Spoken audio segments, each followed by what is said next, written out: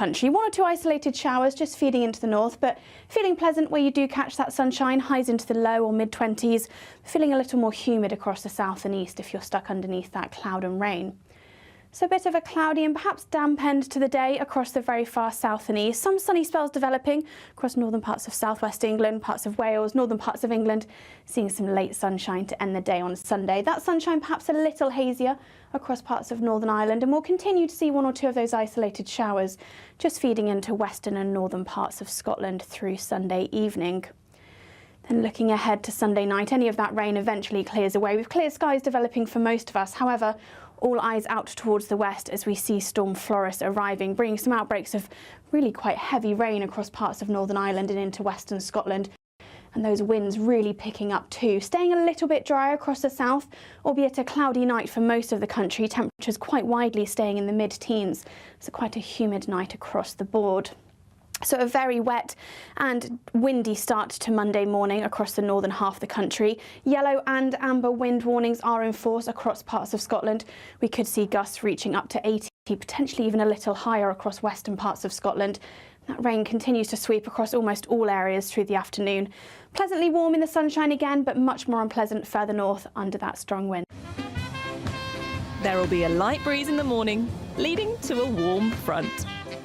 Boxed heat pumps, sponsors of weather on GB News. This is your chance to live mortgage or rent-free for an entire year. We'll give you a cash lump sum that will cover 12 of your monthly mortgage or rent payments, up to an incredible £20,000. Plus, we'll add £5,000 on top of that for you to treat yourself. You have to hurry though, as lines will close on the 29th of August. For a chance to win, text WIN to 63225. One entry costs £2.50 plus one standard network rate message, or text BONUS to 63225. 5 entries cost £5 plus one standard network rate message. Go to gbnews.com/win. Entries start at £2.50. Call 0903 686 3232. Calls cost £2.50 plus your network access charge. Or post your name and number to GB15 PO Box 8690 Derby DE1 9TT. UK only. Entrance must be 18 or over. Lines close at 4 p.m. on the 29th of August. Please check the closing time if listening or watching on demand. Good luck. 5 hosts, 5 opinions, 5 fearless debates, 5 unfiltered takes on the day's news. 5 reasons not to be anywhere else on Saturday night. This is the Saturday 5. You got me. You got me good there. Britain's biggest Saturday night TV show. It's not a bad brand. Yeah. Uncensored. Very racy tonight. On the unpredictable. What did she say? Can you translate it for us? And always entertaining. And how can a country go from being led by William Wallace to Saturday nights from 6 p.m. only on GB News. The People's Channel. Britain's news channel. You're going to want to stay tuned, trust me. Mornings don't have to be tiresome, especially if you have the right company. Wake up to news as it happens, opinion and debate, and of course, a little bit of entertainment too. Because when the kettle's on, we're on. That's Breakfast on GB News, a show worth waking up for. Every morning from 6 a.m. Only on the People's Channel, Britain's news channel. We'll spread the news, you spread the word. From the school run to the home run, watch a new show for all of Britain. He can say whatever he wants. A straight-talking show where all voices are heard. And, you know, when are we going to stop talking about smashing the gangs and actually do it? With the stories that matter from every part of our country. There's a bit of a crash landing there for your Chancellor. Bold, fearless and standing up for you. That's me, Martin Daubney, 3 p.m. till 6 p.m, weekdays, here only on GB News. The People's Channel, Britain's news channel. At GB News, we love to hear from you, our loyal community. So drop us a line at gbnews.com/your say. There you can talk to each other and also to the presenters live on air. gbnews.com/your say, because GB News is your channel, Britain's news channel.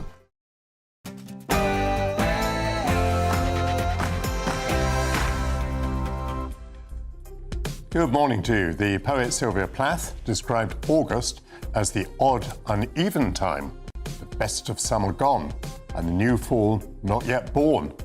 On this first Sunday of the month, the best of the summer may yet be ahead, as I welcome you to Sunday with Michael Portillo for 2 hours of politics, art, current affairs and culture. Last week, the number of illegal migrants by boat reached 25,000 this year. Yvette Cooper's reported response is to seek to speed up the processing of asylum claims and criminalise advertising boat crossings. Will my panel be impressed? Is Britain's declared policy to recognise Palestine, unless Israel meets certain conditions, determined by foreign policy considerations or by Sir Keir Starmer's fear of losing Muslim votes at home? A former British ambassador to Afghanistan, Sudan and to Iraq and to Saudi Arabia, Sir William Patey will join me to discuss. Sir Nigel Farage has called the Online Safety Act one of the most dangerous pieces of legislation he's ever seen. I'll be joined by an online safety expert to discuss the measure's impact on free speech. The Edinburgh Fringe at the Edinburgh Festival is now underway. For 3 weeks in August, the Scottish capital plays host to comedians, actors and artists from around the globe. And GB News contributor Simon Evans will remind us of the history of the occasion. But before all of that, your latest news headlines with Bethany Elsey.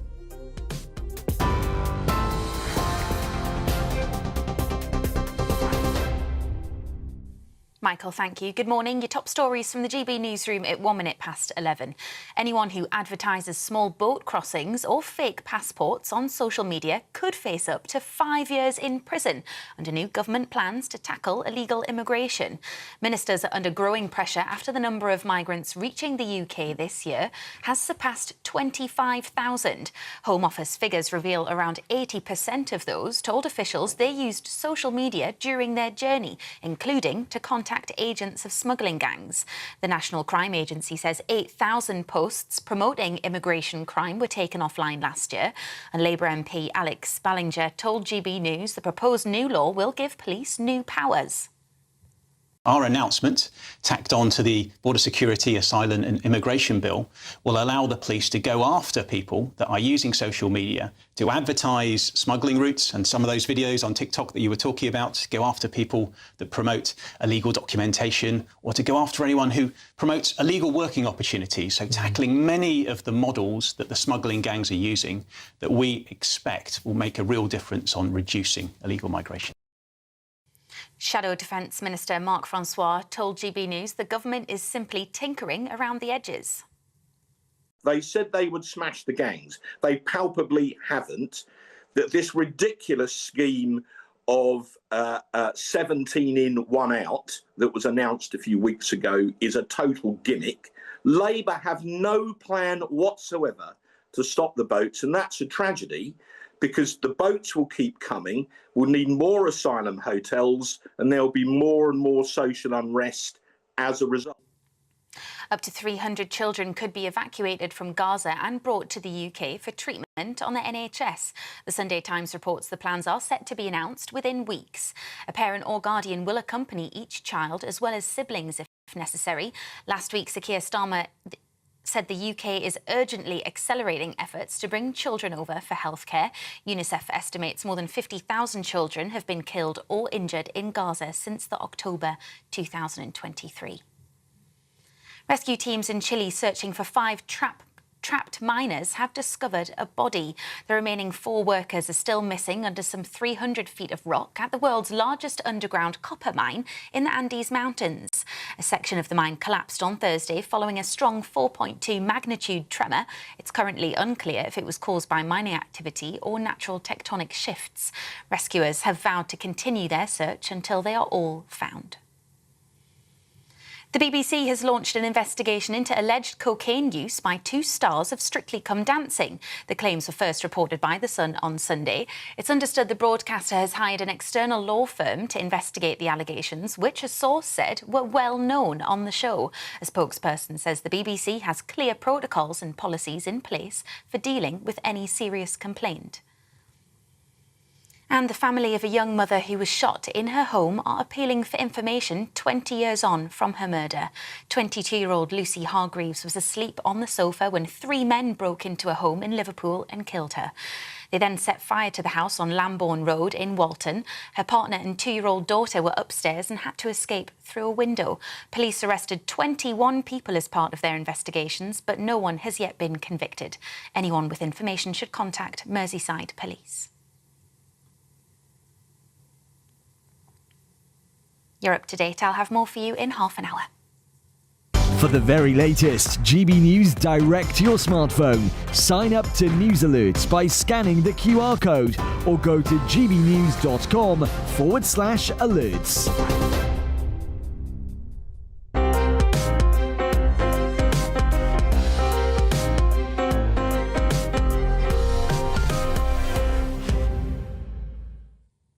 "25,000 small boat illegal migrants have crossed the Channel so far this year, marking a new record. Protests are taking place across the country focus on the hotels where immigrants are being housed.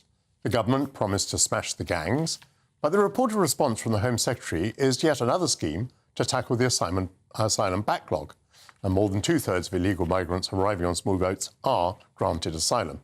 Yvette Cooper also promises to prosecute those who advertise Channel crossings or fake passports on social media. Do people actually do that within British jurisdiction, I wonder? Let's see whether my panel is impressed by the new promises. They are the political commentator Alice Grant, the deputy editor at Conservative Home Henry Hill, and consultant and Labour campaigner Kevin Craig. Welcome to you all. Kevin, I think there is a feeling that the government doesn't tackle the immigration issue head on. Time and again, it seems to find issues, as it were, around the edges about which it can make a noise. And if people do have that feeling, I think it may have been reinforced this morning by these new announcements. What would your comment be on that? My comment would be that the government does tackle this and wants to tackle this head on. Today's announcement you just heard from the Labour MP there, for me, is very welcome, but it's only one of many measures. Okay, the government is really clear what a priority this is for the British people, and it's not going to get fixed overnight, and there's no dancing away from the statistic on small boat crossings. I mean, most recently it was 2022 when they were over 20,000 the last time. The facts are, Michael, that so far the government in many ways is achieving things. The speed of asylum applications being processed is 50% quicker than it was a year ago. The number of foreign national offenders that are being removed is up 14% on a year, and the number of overall removals is also up 12% on before that. But what the Labour government is very clear on is that people can see with their own eyes that there's still too many hotels being used, and that breeds a sense of unfairness and unhappiness in the wider population. But Kevin, your answer is very, very interesting because it seemed rather to play into my question. You see, the government was elected to smash the gangs, and no part of your answer dealt with smashing the gangs. It dealt with removals and returns and asylum processing, not smashing the gangs. What's the progress been on smashing the gangs? It's not done at all. I mean, what has happened is there's been thousands of social media posts already removed, which have been encouraging and effectively selling illegal entry to the country. There have been over 600 boats and engines seized by the government in the last year by the National Crime Agency. And smashing the gangs is a 5-year project. We know it can't happen quickly enough for the British people. So what's been the progress after 1 year if it's a 5-year project? Are we 1/5 of the way to smashing them? It's a great question. I mean, the honest answer is it won't be considered done until people see a difference on high streets and around their towns and communities in the UK. Progress is being made. It will never be fast enough for people. Alice, do you think that social media posts are at the heart of this issue? They are one part of it. They are certainly not at the heart of the issue. The heart of the issue really is the fact that we are signatories of a convention under whose articles means that even trying to remove social media posts will be difficult because, of course, when it comes to the courts, it can be appealed under Article 10 of the European Convention on Human Rights, which basically secures freedom of expression, which is then applied in courts in a way that means that all these people have the right to post on social media in the same way that when they are being deported or when there are any issues arising to actually tackling the issues with illegal migration, they are often stopped under Article 8 or under Article 2. And all these appeals are essentially allowed, because what can our judges do but apply the rights of the convention in line with how they are structured to be applied, which is often, sadly, a way in which relegates our national interest, especially in terms of our ability to control our own sovereign borders. I wonder whether the public has become suspicious of and tired of one-sentence solutions. You know, Rwanda was one, smashing the gangs is another. The ECHR, if I may say so, has become the latest one. Now, some people may not have much confidence that getting out of the ECHR would solve the entire problem, not least because about half the Conservative Party argues against doing it. Can you really put your hand on your heart and assure us that if we were out of the ECHR, we'd also be home and clear? Well, the issue isn't necessarily having to leave it and abandon it.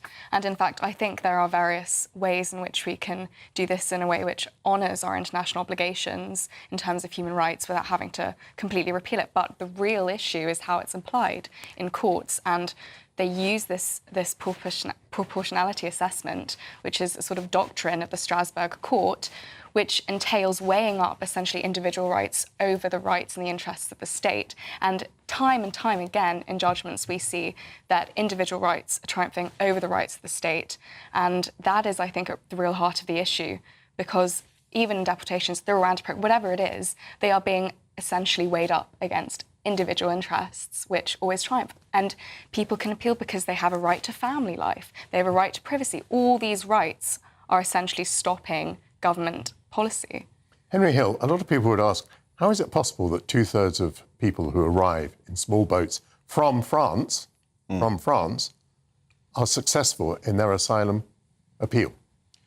Because the question is basically where they come from originally, and that's what governs where we would deport them, because we don't have a returns agreement with France.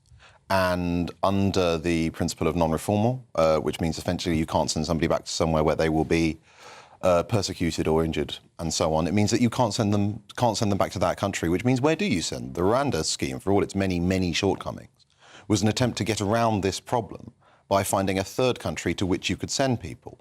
And the point of the Rwanda scheme was that it meant that nobody who came over in a small boat would get to settle in Britain, in theory. And that's getting rid of the pull factor. If you don't have that, then people know that if they can just get over and get onto British soil, they'll have a decent chance of staying in the country. As long as that is the case, this problem will go unsolved. And Henry, is Britain unable to legislate? Let's say Britain freed itself of international conventions. Can Britain not legislate to say, if you come from a country where you're not being persecuted, your asylum application cannot be considered? It could do that. It wouldn't even need to leave the ECHR to do that. It could simply do what Tony Blair did with prisoner votes and do a legislative carve-out. Westminster has the constitutional power to do that, although Strasbourg wouldn't be happy. It absolutely would. And I think what you were talking about earlier about the fact that governments keep seeming to find ways to tinker around the edges with the issue is the fact that, yes, Westminster has unlimited constitutional power. It could legislate for a system that involved sending people back to countries like that. And politicians don't want to. And so instead what we get is, from both the Tories and Labour, busy work. Because it makes a lot of them squeamish, right? If you said, would you send somebody, say, what about, say, for example, sending somebody back to a death penalty state where they had committed murder? Now, currently, under our convention obligations, we would not do that, and we would therefore let them stay in this country. I think a lot of British people would say, well, you know, it's one thing if it's being gay in Uganda, that person should probably get asylum, but if someone's committed murder and they live in a country with the death penalty, that really does sound like play stupid games, win stupid prizes. So that's the issue, I think. Kevin Craig, the government is sometimes accused of having a tin ear, and I wonder whether this is a demonstration of it. I mean, is the public likely to be reassured to hear that the asylum applications are going to be speeded up when 2/3 of them are granted? Is that likely to win votes, do you think? I think, yes, I think people want the asylum system to work efficiently. They want to know that, for example, earlier this year, the government made a statement which said that unless it's a very small number of cases, if you come into the country via the sorts of boats you've seen on screen this morning, you'll never get British citizenship. People are not aware of that. And I think things can improve. The number of people being removed has gone up. The number of people in hotels from January to March was smaller. It doesn't feel like it, but we do have the ability to make progress. It will always feel not fast enough for people, Michael, and I think the government understand that. But the government also understands if it doesn't have a grip on this by the next election, it will be absolutely walloped, and many would say rightly so. So there's a very clear understanding that this has to be fixed, but it will take time, and I just hope that people give the government the time that is needed. Alice, I entirely agree with what Kevin has just said, that if the government doesn't get a grip on this, it's going to be walloped at the next election. But do you feel that that is really what the government has understood? I mean, I hear Kevin saying it, I hear ministers saying it sometimes, but do you think they've really internalised that understanding that they have to sort this or get smashed? The fact that at the moment we are seeing civil unrest because of the anger, of the unfairness and the injustice of a system in which taxpayers, I mean, it's about £6 million a day to house illegal migrants in hotels around the country. That is unjust, and I don't quite believe them when they say they're serious about it because of the fact that it has got to this point. So we need to see real action, but we also need to see, I think, honesty from them. And we've mentioned the ECHR today. That is a real problem, but as was mentioned, there are ways through law that you can enforce our state interests above all things, as our sovereign parliament should and ought to. I think the issue is that ministers are reticent to do that, and that is, quite frankly, a betrayal of national interests. Henry Hill, which do you think is more likely, the smashing of the gangs or the smashing of the Labour government at the next election? I mean, the latter, but principally because, I mean, smashing the gangs was fascinating, because the gangs thing is a bit like the drugs gangs, right? It's a very profitable industry, people smuggling, and the outlay for the smugglers is some lorries and some rubber dinghies. And so there's always going to be more criminals willing to get into a really lucrative trade with really high overheads. So hypothetically, maybe a country like Russia could smash the gangs, because it would look a bit like smashing the IRA in Gibraltar. You know, I'm quite sure if you were taking them out, that you could maybe create some deterrent. But if you're not doing that, what is the deterrent? We haven't smashed the drugs gangs. We won't smash the people smuggling gangs for the same reason. It's a very easy way as a criminal to make an awful lot of money. What you need to do is find a way to ensure that the pull factors that attract so many people, that mean that these businesses have so many clients who want to come to this country, that's what you need to address, so that people don't come here any more than they want to go to France or Germany. Panel, very grateful to you. Alice Grant, Henry Hill and Kevin Craig. They will return at midday to discuss the morality of internships. Should they exist and should they be restricted to the working classes? Coming up, I'll discuss I'm going to discuss the government's recognition of Palestine, and that's going to be with the diplomat Sir William Patey. This is Sunday with Michael Portillo, only on GB News.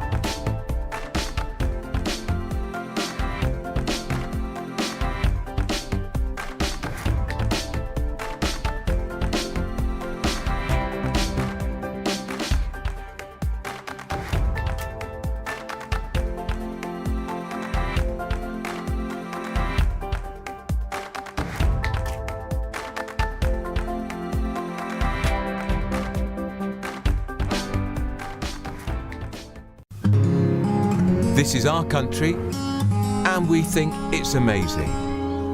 From high tea to the high street, we love it all. Even the rain, we like that too.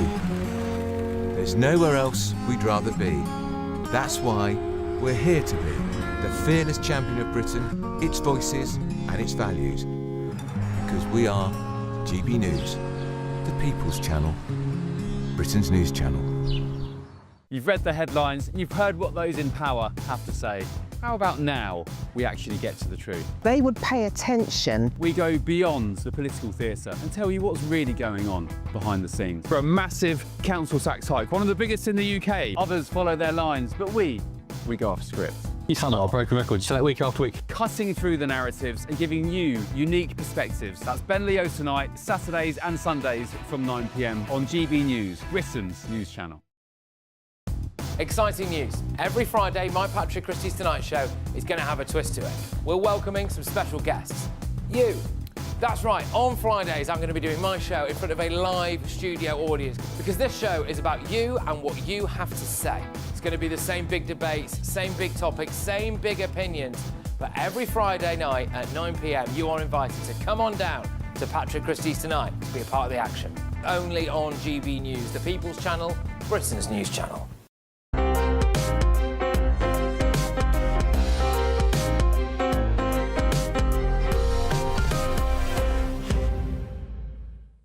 Welcome back to Sunday with Michael Portillo. The government's pledge to recognise Palestine in September will apparently not occur if the Israeli government takes steps to end the appalling situation in Gaza, reaches a ceasefire, makes clear that there will be no annexation in the West Bank, and commits to a long-term peace process that delivers a two-state solution.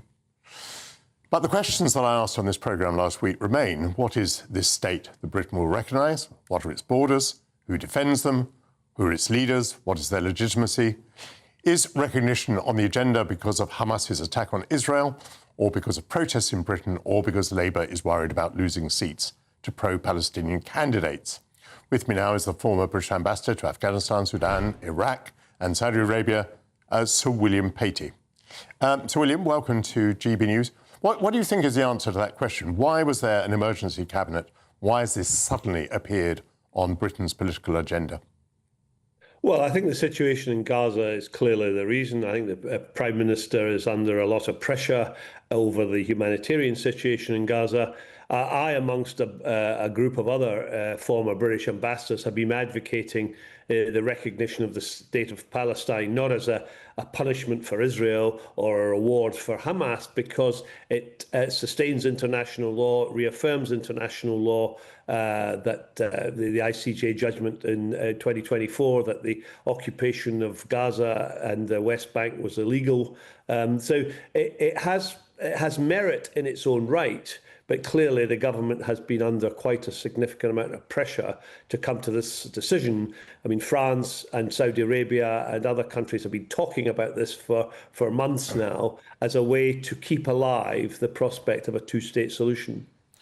You mentioned your group of senior diplomats. I think 26 men and one woman signed a letter recently. There aren't many former women ambassadors in the Middle East, I'm afraid. That's a historical, cultural legacy. Thank you. Well, it wasn't my main point. The letter ended up by saying that Benjamin Netanyahu, by name, lives by the sword. What does Hamas live by, do you think? Oh, the sword as well. No mention of it in the letter, though. They have delivered a catastrophe to the Palestinian people. They reject the existence of the State of Israel. Hamas has no part to play in a two-state solution any more than the right-wing government of Netanyahu, who have been opposed to a two-state solution. Remember, Netanyahu's opposition to a two-state solution goes way back to the Oslo Accords in the early 90s. He has vehemently set his sights against any two-state solution. So I suspect before any of that could happen, Hamas have to disappear and Israelis probably need to elect a different government. Yeah, but Israelis do elect governments, whereas these other people do not, on the whole. There have been no... Yes, no, I'm making no apologies for Hamas. I don't think Hamas have any part to play in this, in the future of a Palestinian state.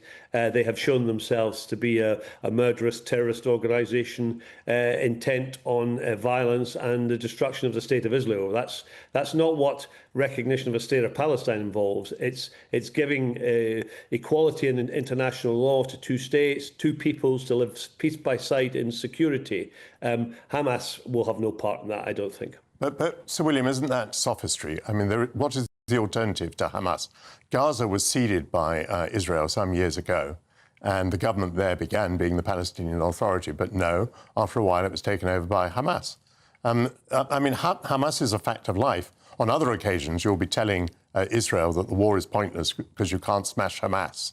That's a point I happen to agree with. You can't smash Hamas. And Hamas will always rise again, won't it? Some people argue that Hamas is a creation of the State of Israel. I mean, Hamas only came into being in the 1980s. They were in opposition to a two-state solution. Yeah, but attempts to wipe out Israel began much earlier than that, in 1947, as I recall. Yeah, well, I mean, it's taken Arabs quite a long time to come to terms with the State of Israel, given the circumstances of its birth. But most Arab states have said quite clearly under the Arab Peace Initiative in 2002, brokered by King Abdullah of Saudi Arabia, that they want to live side by side in peace, normalise relations with Israel as part of a two-state solution. So there is a strong Arab consensus. There are extremists, and I will say that, of course, the actions of the settlers and the actions of this Israeli government only fires the fuel of extremism. And what this requires is the extremists to be marginalised and the people of peace to come together and create a solution in which Palestinians and Israelis can live side by side. Now, that doesn't look very near at the moment, but you've got to give people hope. If the only hope is offered by Hamas and the only hope is violence, then we'll see a continuation of this carnage. I wonder whether your letter was wise, 27 of you signing this letter. I mean, there's long been an impression 50 in the end. OK, even makes the case more strongly. There's long been a feeling that the Foreign Office is just fundamentally pro-Arabist and anti-Israeli and certainly anti-Benjamin Netanyahu. Haven't you just reinforced the impression that the Foreign Office has a closed position on this? That there's groupthink, that this is the Foreign Office blob. It's not a Foreign Office block. It's pro-peace, it's pro-justice, it's pro-Israel. I defend Israel's right to defend itself, to live in peace and security. You know, Qatar and Saudi Arabia last week urged Hamas to disband and to give up the hostages. That was not mentioned by the British government. It wasn't mentioned by the... Oh, dear. Looks like the line is frozen. I thought that was quite a brief answer. Well, I'm very, very sorry about that. I was talking to Sir William Patey, and unfortunately the line froze at that point. Coming up, tech billionaire Elon Musk's ex has accused the United Kingdom of censorship over online safety rules. And Nigel Farage has called the Online Safety Act one of the most dangerous pieces of legislation he's ever seen. I'll assess the impact of the measure next. This is Sunday with Michael Portillo, only on GB News.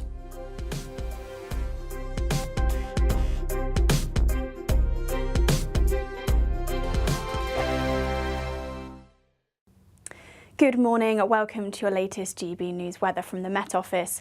Storm Floris is heading our way with amber warnings in force across parts of Scotland. It's situated out towards the west of the UK at the moment, bringing its way eastwards over the UK as we head into the start of the new week. Before we get there though, we do see a very brief ridge of high pressure across the UK through the rest of Sunday. We have got a weather front situated out towards the south and east at the moment. That continues to slowly sink its way southwards through the rest of Sunday afternoon with fairly clear skies, plenty of sunny spells developing as we go through much of the afternoon across the northern half of the country. One or two isolated showers just feeding into the north, but feeling pleasant where you do catch that sunshine, highs into the low or mid-20s, feeling a little more humid across the south and east if you're stuck underneath that cloud and rain. So a bit of a cloudy and perhaps damp end to the day across the very far south and east. Some sunny spells developing across northern parts of southwest England, parts of Wales, northern parts of England, seeing some late sunshine to end the day on Sunday. That sunshine perhaps a little hazier across parts of Northern Ireland, and we'll continue to see one or two of those isolated showers just feeding into western and northern parts of Scotland through Sunday evening. Then looking ahead to Sunday night, any of that rain eventually clears away with clear skies developing for most of us. However, all eyes out towards the west as we see Storm Floris arriving, bringing some outbreaks of really quite heavy rain across parts of Northern Ireland and into western Scotland, and those winds really picking up too. Staying a little bit drier across the south, albeit a cloudy night for most of the country, temperatures quite widely staying in the mid-teens, so quite a humid night across the board. So a very wet and windy start to Monday morning across the northern half of the country. Yellow and amber wind warnings are in force across parts of Scotland. We could see gusts reaching up to 80, potentially even a little higher across western parts of Scotland. That rain continues to sweep across almost all areas through the afternoon. Pleasantly warm in the sunshine again, but much more unpleasant further north under that strong winds. At GB News, we love to hear from you, our loyal community. So drop us a line at gbnews.com/yoursay. There you can talk to each other and also to the presenters live on air. gbnews.com/yoursay, because GB News is your channel, Britain's news channel. Britain was once the envy of the world. But look around. A nation that no longer knows what it is or where it's going. A country that's broken. How do we fix Britain? How do we bring it back? Friday night with Matt Goodwin at 8 p.m. Only on GB News. In the GB newsroom, we bring you the news as it happens. With our team of dedicated journalists across the UK, we're ready to keep you up to date with what's happening every half an hour, every single day. Bulletins here on GB News, the People's Channel, Britain's news channel.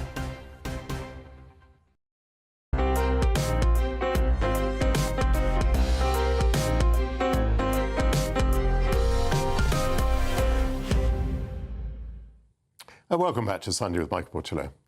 Tech billionaire Elon Musk's X says that, quote, free speech will suffer as a result of the Online Safety Act, and has called for significant changes in the law. X, which was formerly known as Twitter, is the first major social media company explicitly to criticise the law.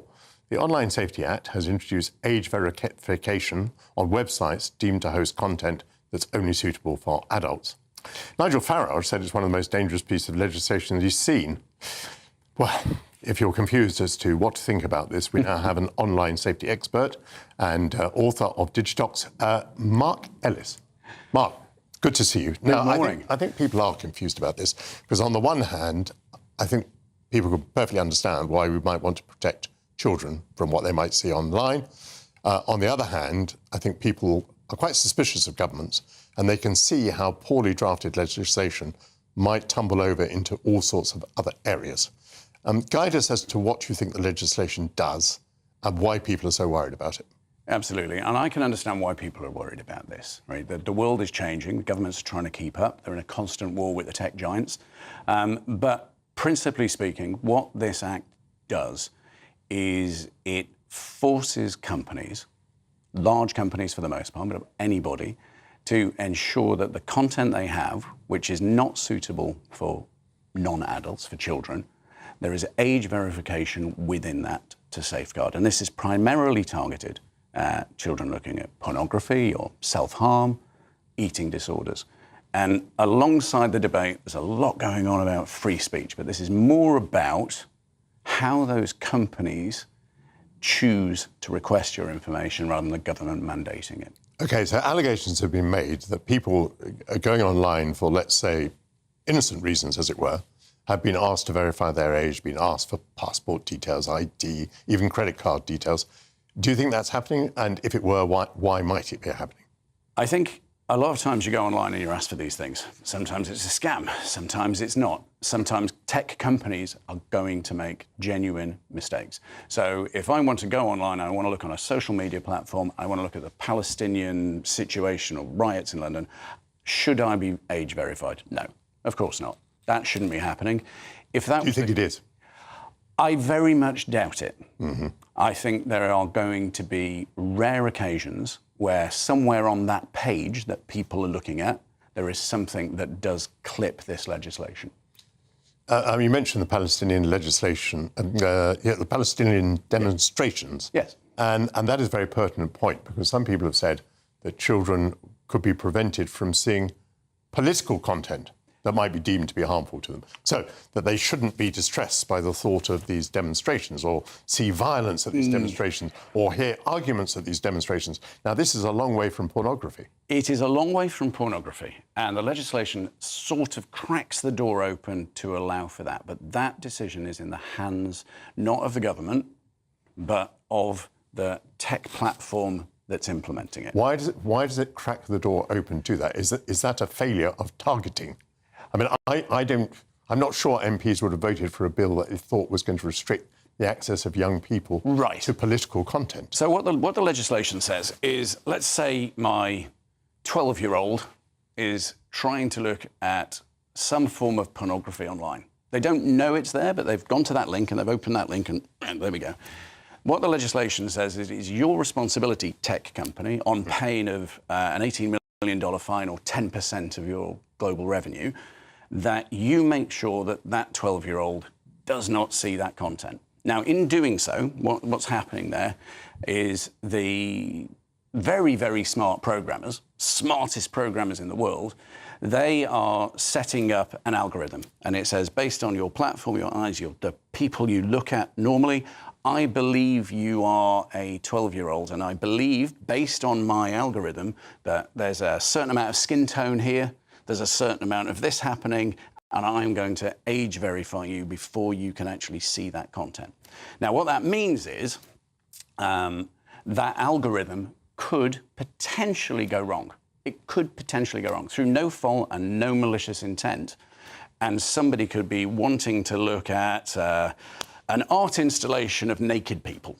Let's use that because that happens every so often, doesn't it? Mm-hmm. People line up in Bournemouth or whatever.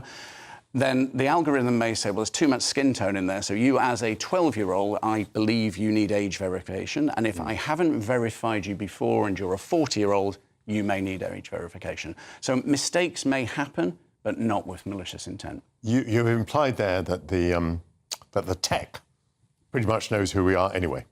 It does. So let's break this down, right? The social media industry is worth $250 billion a year. The pornography industry is worth $60 billion a year. That all comes from advertising, and the smartest people in tech are those that write the algorithms to identify that. Let's say you browse to Facebook later.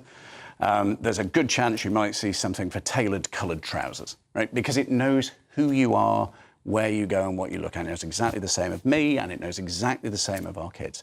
They just haven't implemented it before, because the more extreme content, the more addiction you can drive, the more traffic you drive, the more advertising revenue you get.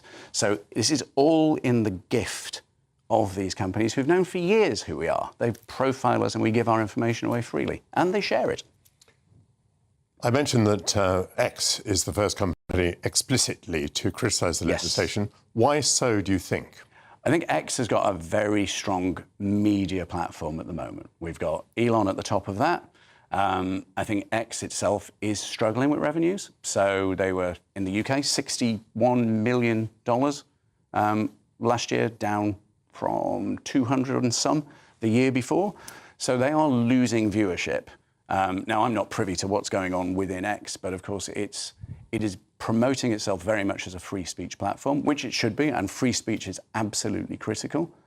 But at the end of the day, you have to draw a line somewhere between, will parents control it? Can parents control this? Or does government need to step in? Should the tech companies have shown this level of responsibility before? Of course.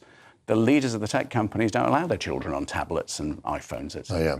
So that brings us to parental responsibility. Do you think parents are being let off the hook with this? Yeah, I do. I do, because, look, if so the statistics show that 10% of 9-year-olds have seen pornography. 24% of 11-year-olds, and by the time you hit 13, it's about 70%. So this is a really huge problem. However, how can they, right? As a parent, you're buying that phone. You should be controlling it. The parental controls are baked into most devices. They're freely available. There needs to be some education, self-education, if you like, to say, I'm going to protect my child from this. You wouldn't let them cross a road randomly or drink a pint of beer at 9 years old, because it's something it's easy to do. So parents need to learn and they need to implement. You pay for the device, right, as a parent. But is it not also fairly easy to get around these things? What is it? You have to get a VPN. VPN. And that puts you outside the jurisdiction of the United Kingdom. All this talk about VPNs, it's really interesting, are growing dramatically. 24% of devices are secured by a VPN now. That's up. And most of the reason for a virtual private network is to try and protect you from the online meanies. However, if one of my kids wants to install a VPN on their phone, I need to grant permission for that. So this is one of those areas where that shouldn't really be happening. And actually, one of the dangers we have is a lot of cheap or free VPN services being used rather than reputable ones. But yes, it can spoof your device to say, I'm outside the country. However, my question on that is this. Is there a country somewhere where it's okay for a 9-year-old to see pornography? I think the tech companies should be doing more globally. I don't think the VPN thing is the issue. The biggest story is that global one. Thank you very much indeed, Mark Ellis. Here's your chance to live mortgage or rent-free for a year and get a bonus of £5,000 into your bank in the latest Great British Giveaway. And guess what? If you haven't got a mortgage or rent to pay, you can still enter and win £15,000. Here are the details that you need. This is your chance to live mortgage or rent-free for an entire year in the latest Great British Giveaway. That's right, we'll give you a cash lump sum that will cover 12 of your monthly mortgage or rent payments, up to an incredible £20,000. Plus, we'll add £5,000 on top of that for you to treat yourself. And if you don't have a mortgage or rent to pay, lucky you, we'll give you £15,000 in cash instead. You have to hurry though, as lines will close on the 29th of August. For a chance to win, text WIN to 63225. One entry costs £2.50 plus one standard network rate message. Or text BONUS to 63225. 5 entries cost £5 plus one standard network rate message. Go to gbnews.com/win. Entries start at £2.50. Call 0903 686 3232. Calls cost £2.50 plus your network access charge. Or post your name and number to GB15 PO Box 8690 Derby DE1 9TT. UK only. Entrance must be 18 or over. Lines close at 4 p.m. on the 29th of August. Please check the closing time if listening or watching on demand. Good luck. Coming up, the Edinburgh Fringe is underway. We'll go live to the city to speak to GB News contributor Simon Evans. But first, if you're in search of some holiday sun, here is the forecast for some of the top European destinations.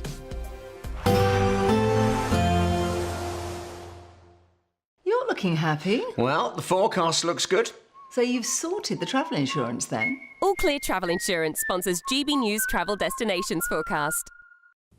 Hello. The heat is building across Portugal and Spain over the next few days. It's not as hot as it has been across the Eastern Med, and here it's a bit more changeable. We have got some fairly intense thundery downpours across parts of Italy and the Balkans, northern parts of Greece too. Elsewhere across Italy, Spain and Portugal, plenty of hot sunshine though, just a bit more in the way of cloud affecting Madeira and the Canary Islands, but generally dry and fine here. Lots of hot sunshine on the way for the next few days too, and temperatures in the 30s.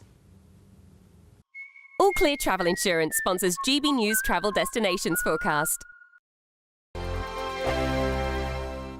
Welcome back to Britain's Newsroom with Andrew and Beth. Hello everyone, Patrick Christie is here. I'm Michelle Drew, Britain's News Channel.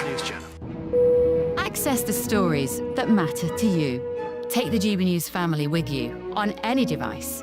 And as long as you have an internet connection, tune in to GB News anywhere on the planet or beyond. GB News, the People's Channel, Britain's news channel. This is Britain's Newsroom, where your voice matters. It's just astonishing. With expert analysis and honest opinion, we don't just keep you informed. We bring you unique perspectives you won't see anywhere else. Can't argue with any of that. When the news happens, it happens here. On Britain's Newsroom, weekdays from 9:30 a.m. Only on GB News.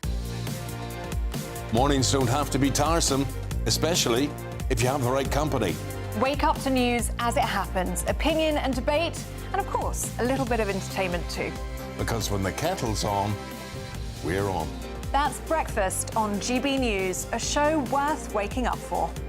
Every morning from 6 a.m. Only on the People's Channel, Britain's news channel. We'll spread the news, you spread the word. At GB News, we love to hear from you, our loyal community. So drop us a line at gbnews.com/yoursay. There you can talk to each other and also to the presenters live on air.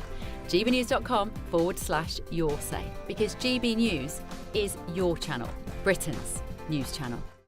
Hi, I'm Michelle Dewberry, and my show is your opportunity to cut through all the noise and dive in headfirst to some robust debates. Ideas clash. Situation, No, isn't it? no, Because the failure is you're deliberately avoiding my point. Nothing's held back, And if you think this is the end of it, wait for more. and we do not shy away from the difficult stuff. Sometimes I want to shake people and say, if only you understood. So join me on Jubes & Co. weeknights at 6 p.m, only on GB News, Britain's news channel. Join me, Nana Akwe, for an informative, interactive news programme with a difference. It's fun. No, he didn't say that, Dave. I'm so surprised. I think there's an element of truth to that. Join me from 3 p.m. every weekend, only on GB News, Britain's news channel. Good Afternoon Britain isn't just about us. The wonderful thing about this programme is it's about everyone watching. It's an interactive programme. Well, there absolutely is something to see here, and we're going to be talking about it more. Whether it's breaking royal news, please bring us up to date. Or indeed a particularly punchy speech in the House of Commons. Very, very curious. We bring it to you live, and then we bring you live reaction as well. That's Good Afternoon Britain, weekdays from midday. Only on GB News, the People's Channel, Britain's news channel. Yes, we did it. Thank you for making us Britain's #1 news channel. We couldn't have done it without you. Absolutely not. It is down to each and every single one of you who chooses to watch us, to listen to us, and to be a part of what we're trying to do. Thank you. This is just the beginning. Britain's #1 news channel.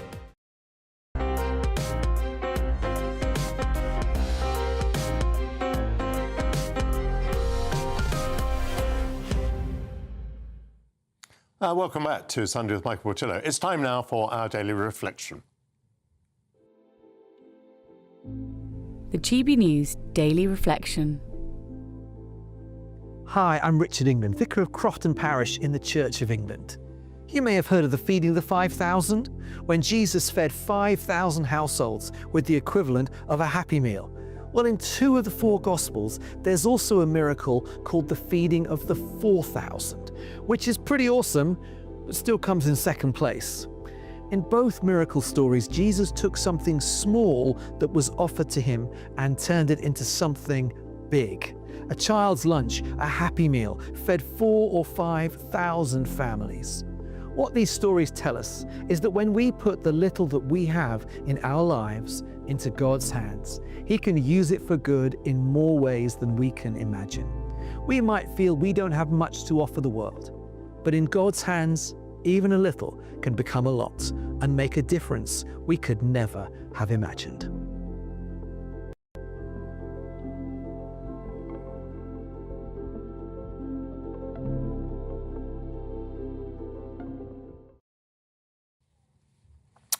Having been cut short of the conversation I had earlier with one of our ex-diplomats, I thought we might return to the subject of Palestinian recognition with my panel, Alice Grant, Henry Hill and Kevin Craig.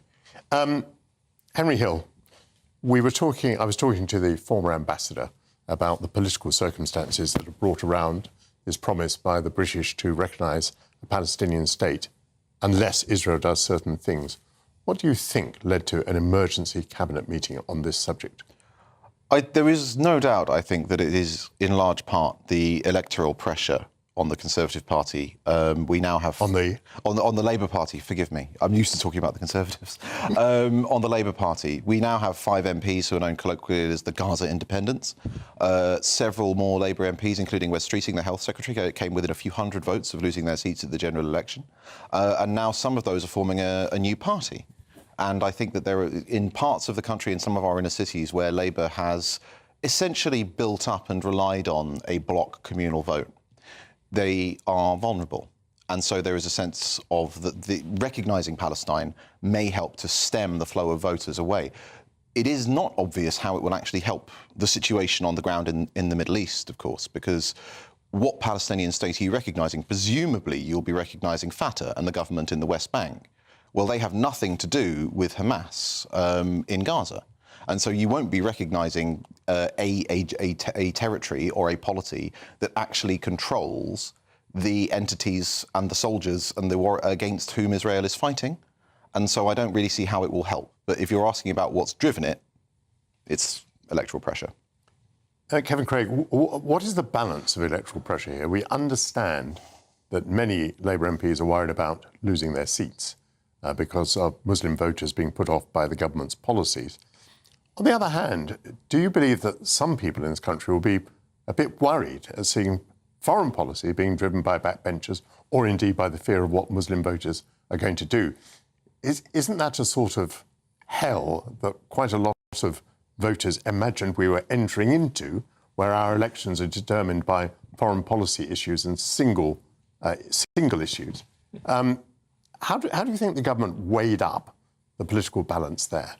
Great question. I think what was definitely true is that there was a lot of pressure from a lot of backbench Labour MPs about what they saw happening in Gaza. So the images in the media of the suffering of children in particular, and the direction of travel of the Israeli government. Now, having come very close to being elected as a Labour MP, had I been in the House of Commons now, I would always be supporting the government. But privately, I'd be asking, why were there no conditions applied to Hamas in this arrangement? I suppose it might well depend, by the way, which your seat was and whether you had a large number of Muslim voters. Yeah, but I think if we go down that route of trying to, if the Labour government tries to secure re-election by appealing to the voters who put in those independents who are a single issue, then that's political suicide, actually. And I think that one of the primary reasons that Labour was privileged to win power, albeit with a very shallow majority, is that people trusted it with the defence of the country and the safety of its people. And I think there's one, for me, part missing from this decision, which is why was there no conditionality applied to Hamas in this? That's a very interesting point, because in the same week that Britain was preparing to recognise a Palestinian state, Saudi Arabia and Qatar were calling on Hamas to release the hostages and to disband. Were you, Alice, surprised that the British government laid no conditionality on Hamas? I think that it is worth differentiating Hamas as this, frankly, evil organisation who've caused so much suffering, and the people who are suffering Palestine, who I think could benefit, in fact, from support and from international recognition, especially given its real humanitarian crisis there, especially for the most vulnerable people, the young children. So I do think there is some argument to be made that, of course, Hamas should definitely and always be condemned.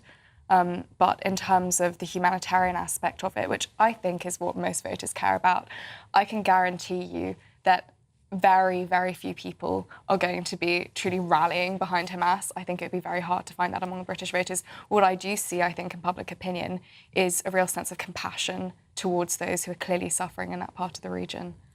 Kevin Craig, you just fantasised about being a Labour MP.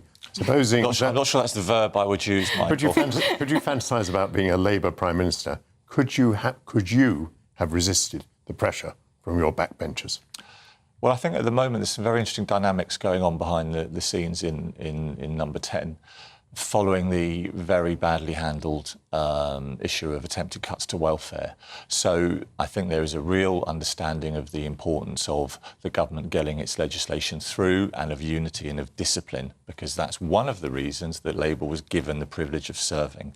And I think Keir Starmer was genuinely, and David Lammy and others, moved by the point about the suffering they could see on the ground.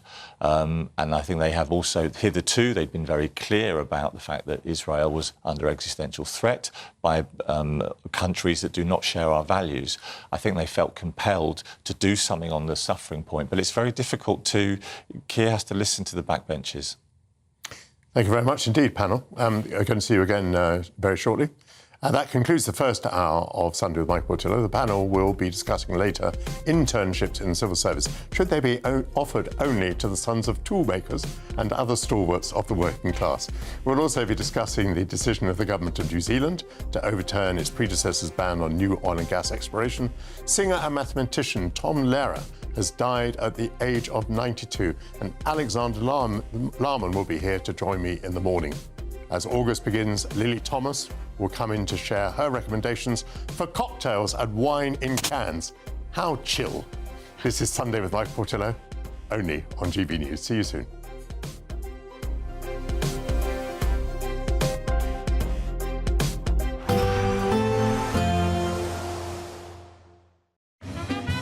A positive outlook through the night will power through to a bright day ahead. Boxed Home Battery Storage, sponsors of weather on GB News. Good morning. Welcome to your latest GB News weather from the Met Office. Storm Floris is heading our way with amber warnings in force across parts of Scotland. It's situated out towards the west of the UK at the moment, bringing its way eastwards over the UK as we head into the start of the new week. Before we get there, though, we do see a very brief ridge of high pressure across the UK through the rest of Sunday. We have got a weather front situated out towards the south and east at the moment. That continues to slowly sink its way southwards through the rest of Sunday afternoon with fairly clear skies, plenty of sunny spells developing as we go through much of the afternoon across the northern half of the country. One or two isolated showers just feeding into the north, but feeling pleasant where you do catch that sunshine, highs into the low or mid-20s, feeling a little more humid across the south and east if you're stuck underneath that cloud and rain. So a bit of a cloudy and perhaps damp end to the day across the very far south and east. Some sunny spells developing across northern parts of southwest England, parts of Wales, northern parts of England, seeing some late sunshine to end the day on Sunday. That sunshine perhaps a little hazier across parts of Northern Ireland, and we'll continue to see one or two of those isolated showers just feeding into western and northern parts of Scotland through Sunday evening. Then looking ahead to Sunday night, any of that rain eventually clears away with clear skies developing for most of us. However, all eyes out towards the west as we see Storm Floris arriving, bringing some outbreaks of really quite heavy rain across parts of Northern Ireland and into western Scotland, and those winds really picking up too. Staying a little bit drier across the south, albeit a cloudy night for most of the country, temperatures quite widely staying in the mid-teens, so quite a humid night across the board.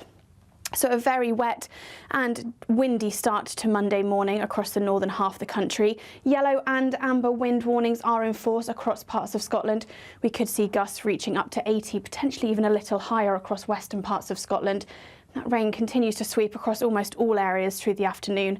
Pleasantly warm in the sunshine again, but much more unpleasant further north under that strong wind. Even though we'll see a cloudy start, it'll be a bright outlook for the rest of the day. Boxed Solar, sponsors of weather on GB News. Let us take on some of your financial stresses and pay your mortgage or rent for the next 12 months. We want to give you a cash lump sum equivalent to 12 of your monthly mortgage or rent payments, up to an unbelievable £20,000. We'll also boost that by a further £5,000, so you really could have some fun in the coming year.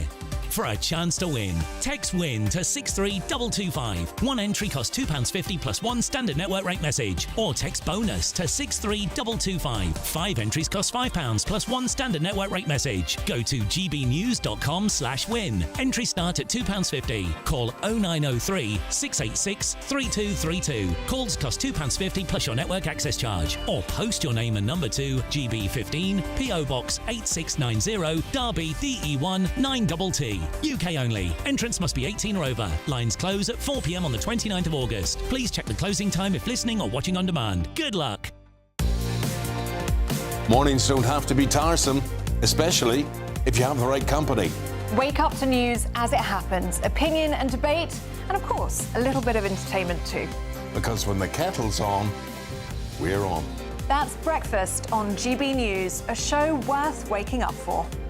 Every morning from 6 a.m. Only on the People's Channel, Britain's news channel. We'll spread the news, you spread the word. From the school run to the home run, watch a new show for all of Britain. So he can say whatever he wants. A straight talking show where all voices are heard.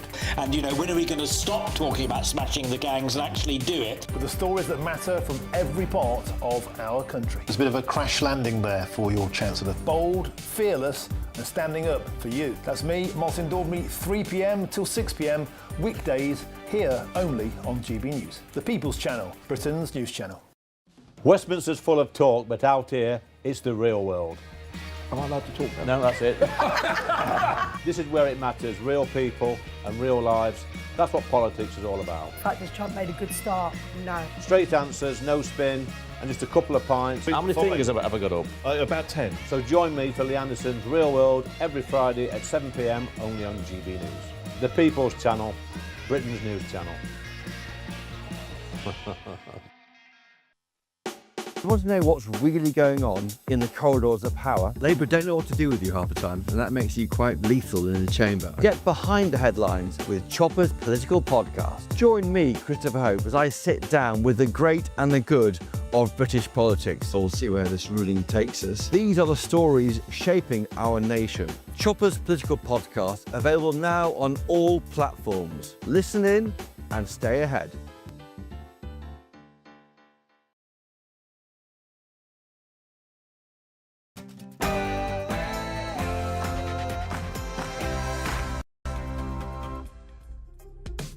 May I be the first to wish you a good afternoon. Author Gladys Tabor wrote, August comes with a dreamy haze of heat. Well, let us cut through the haze today, but let's keep dreams alive during another hour of arts, culture, politics and current affairs. The Cabinet Office has announced that only young people from lower socio-economic backgrounds will be able to apply to Whitehall's internship programme. Is that justifiable social engineering? My panel will opine. On Thursday, the government of New Zealand voted to overturn a ban on new oil and gas exploration, which was put in place under the former Prime Minister Jacinda Ardern. Is New Zealand pointing the way? Singer and mathematician Tom Lehrer died aged 97. I'll pay tribute to his satirical genius with Alexander Larman. There's still plenty of summer to be eked out with outdoor concerts and picnics aplenty, and so Lily Thomas will join me with her best recommendations for cocktails and wine in cans.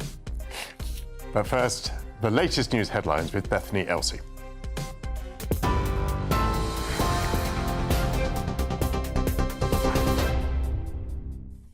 Thank you. Good morning, or good afternoon, sorry. Here's your top stories at midday.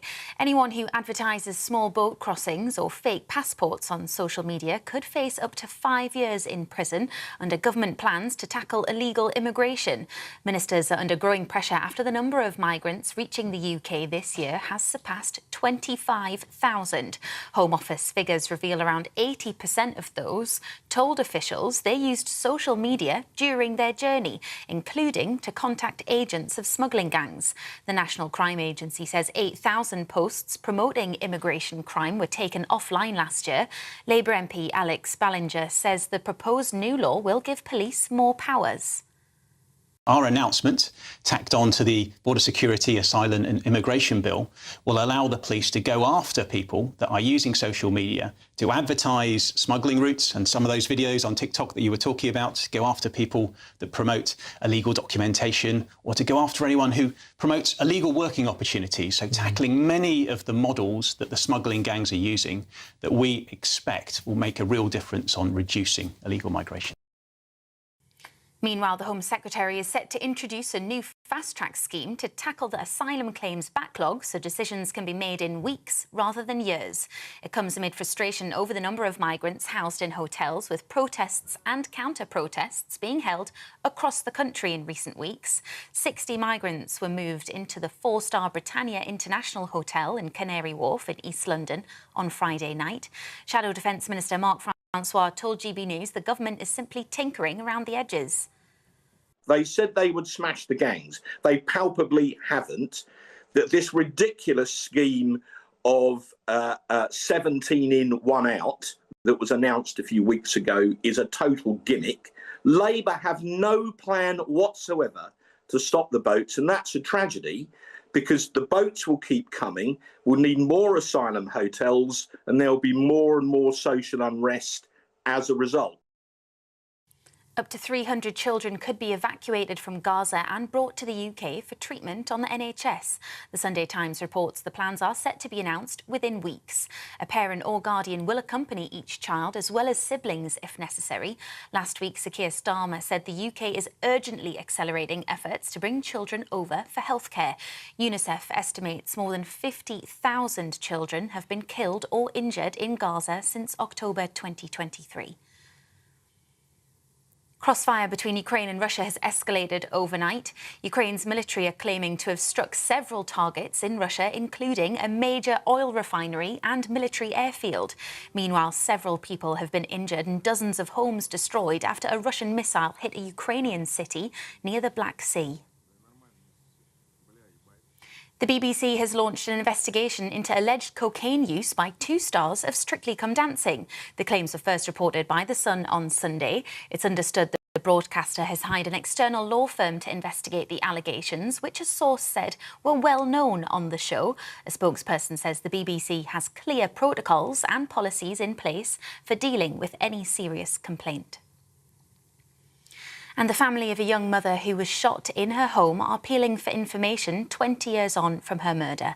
22-year-old Lucy Hargreaves was asleep when 3 men broke into a home in Walton in Liverpool, killed her and then set fire to her home. Police arrested 21 people as part of their investigations, but no one has yet been convicted. Anyone with information should contact Merseyside Police. You're up to date. I'll have more for you in half an hour. For the very latest GB News direct to your smartphone, sign up to News Alerts by scanning the QR code or go to gbnews.com/alerts.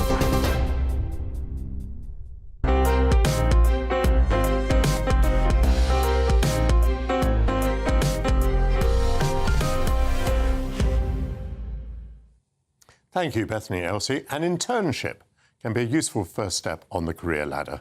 But as it pays the intern little or nothing, it's alleged that many can take the post only if a parent is able to offer support, and indeed that the positions are commonly offered through nepotism.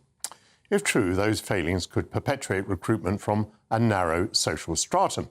The Cabinet Office's proposal that only young people from lower socio-economic backgrounds will be able to apply to Whitehall's internship programme might provide a solution. But is it fair? My panel will give their opinion. Our political commentator Alice Grant, the deputy editor at Conservative Home Henry Hill, and consultant and Labour campaigner Kevin Craig. Welcome back to you all. Alice, let me begin with a fundamental ethical question. Are internships ethical at all? Because young people are being taken on at little or nothing. Is that fair in the first place? Should we be looking not at restricting the people who are eligible, but actually to getting rid of the system altogether? Absolutely not. I'm a massive fan of internships. I graduated from university last year and was able to sort of get my foot into the world of careers, career building through an internship, and previously before then. So I think internships are actually a very vital, useful and wonderful way in which young people can learn about the world of work, in which they can gain really good practical experience. And moreover, they can be introduced to different subjects and what they might enjoy in the future. So you've benefited from it. May I ask you very candidly, was there nepotism involved? Was there someone who had an inside track? Not at all. I applied through a competitive programme, was interviewed and got the job based on the work that I produced in running up to that interview. So I think that... Very good, and forgive me for clearing that up. OK, now, let's come to the point we're going to discuss today. Do you think it might be right to restrict internships in the civil service in Whitehall to those of a particular class? I think that's where an issue arises, because obviously internships, I think, work best when they are based on merit rather than on someone's socioeconomic background, whatever that might be. However, I also do see with this particular scheme that the effort is to increase uptake with a specific view in terms of wanting people from a certain socioeconomic background, which haven't traditionally been represented as much in places of power. However, on the face of it, it is rather unfair, because obviously there are going to be multiple people who want that job from across. Your answer appears to be rather upon the one hand, upon the other. Which do you come down upon? Well, I see both sides of the argument. Ultimately, I do think it's a good idea because it's a summer internship in a specific case, which means that it isn't getting a job. It's just a very helpful and useful way in order to eventually progress to a full career in the civil service, should these young people want to. But in terms of the rather broader ethical dilemma of should there be sort of positive discrimination, I stand against that for the reason that I think everyone should get a fair shot based on merit, based on are they clever enough, can they do the job well enough, and that should be really the only criteria in an ideal world. Kevin Craig was nodding during part of your answer, so I take it you... Parts. But it looked to me as though you approved of this scheme being limited to those of a particular socio-economic background. Yeah. I think this scheme goes to the heart of what the Labour government's trying to be about, which is about fairness and about trying to make our society open to everybody, irrespective of whether or not you've had the good fortune to be born to parents with networks, power, money and opportunity. So I really like the scheme. I think it speaks a lot to what Pat McFadden, the politician behind it, is about. And internships, I feel very sort of personally involved in this. I run a multi-million-pound business. We've had hundreds of interns over the years. And yes, let's be really open, Michael. We've given some internships to people because their parents are big clients of the business. But we've also gone out of our way to work with people like the Taylor Bennett Foundation to dig into underrepresented areas. And my biggest sort of question at the moment over this scheme is I can't see on there dinner ladies as a profession listed, and my mum was a dinner lady, so I'm going to be getting on to the government about this. But how can you object ethically to making our civil service more open and more represented by kids who come from backgrounds where they don't have access to privilege networks? How can this be a bad thing ethically? Well, because one person's fairness is another person's perception of unfairness. I mean, don't you think by now that kids who have the misfortune to be at public schools, that is to say, to have their school fees paid by their parents, must be feeling quite put upon by now? It's getting more and more difficult to get into universities if you come from public school, and now they're being told they're going to be excluded from this Whitehall internship scheme. Fairness is in the eyes of the beholder, isn't it? But I think, and I know these arguments, but it's a very small violin that we're playing, OK? Because if you've had whether you've got a scholarship, a bursary, or your parents paid for it, the fact that you went to private schools, and we've got a fantastic private school system, but you've got a hand up there and you've got some advantage. And if the government for these internships is levelling the field a bit, I find that very hard to object to. By the way, you seem to be quite well informed about the scheme. Is this the civil service as a whole, or are we talking about policy jobs? Because, I mean, of course, the civil service is full of people from disadvantaged socio-economic backgrounds. They administer the welfare system, for example, but they don't get a sniff of policy making. Are we talking about policymakers here? Well, I know an example of a young person who's entering the civil service this year. They are very, very sought-after positions, and they involve policy making, yes. So it's not just the civil service per se, e.g. working in an unemployment office. OK. What do you make of it all? I mean, if you're asking about the fundamental ethical question, I'm a contractualist. The government has the right to do it if people agree to sign up to it. I think that Kevin kind of alighted on my probably principal objection to this scheme and then didn't pursue it, which is when he talked about the dinner ladies point, right? Dinner ladies aren't on the list. He's going to make sure that they are. The problem with having a scheme like this, where you're restricting intake to a certain class, is that you have to define that class, right? And that means that the government has to come up with an official list of criteria for what it thinks constitutes a working class person. And if you look at the criteria they're using, it's absolutely fascinating. The definition is what your parents did when you were 14, right? And then they've had to make some very arbitrary distinctions. So, for example, if your parents were a nurse, you don't qualify as working class under this scheme, but if they're a bin man, you do. And so you end up with something which is incredibly arbitrary and doesn't really factor in the vast amounts of different ways in which people can be economically disadvantaged. And I think that's probably my principal objection, is the pretense of knowledge involved here. Good conservative... presumably the child of a dinner lady might have won a bursary or a scholarship and gone to a public school. I think you made a very good point. If we're discussing the ethics of it, penalising somebody for going to public school is penalising something for a choice that their parents made rather than them. And so I do think that there is an ethical question there. But if you're talking about the levelling the playing field argument, the problem with all of this is that you have to create structural disadvantages and advantages for certain groups based on very arbitrary criteria. And I think that would probably be my biggest objection, accepting the government's fundamental right to do it, is that it means that suddenly, depending on what your parents did when you were a child, you have more or less opportunities in government in a formal sense. And I think that's a faintly ridiculous position to be in. Alice, what do you make of that particular point?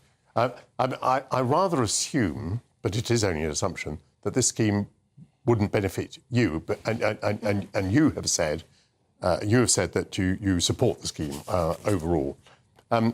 But how do you feel about these points that have been made about the arbitrariness of the lists and so on? Do you have any unhappiness about the way it might be administered? Absolutely. I think that was a very valid point to make. I mean, after all, if you do look at the list, there are inconsistencies.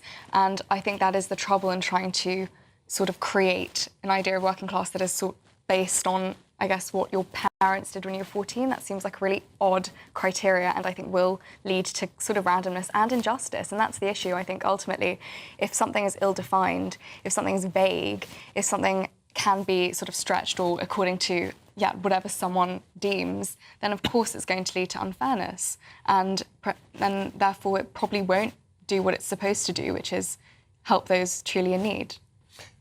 Kevin, I'll make a slightly different point. I wonder whether it will succeed in this sense, that wherever the person came from, whatever the person's parents did, they will pretty quickly be absorbed into the blob. They will be absorbed into the groupthink of the civil service, because it isn't so much about what your background is, it's about the way in which you progress within the civil service. Well, I think the counterpoint to that, Michael, is that currently the numbers of people from working class backgrounds are vastly underrepresented in our civil service, so we haven't done it, we haven't tried it, we haven't had generations of people coming up who personally know that the housing system is totally broken, right? That we're not building the homes, that we need the radical policies to transform and bring back what we had after the war in terms of house building, in terms of economic policy. We haven't got these generations of civil servants who have lived experience of how the economy is not currently working for them. So I think the counterpoint is, yes, the civil service, we talked about it in the blob, and the Prime Minister's talked about the tepid comfort levels that he's found there in the last year. I think it can only be a good thing to open it up to a wider cohort of our citizens. Thank you very much, panel. You've risen to three very different and varied topics, done a little overtime, but I'm not speaking for the accounts department there. That's Alice Grant, Henry Hill and Kevin Craig. Coming up, I'll be discussing the reversal of Jacinda Ardern's ban on new oil and gas exploration in New Zealand. This is Sunday with Michael Portillo, only on GB News.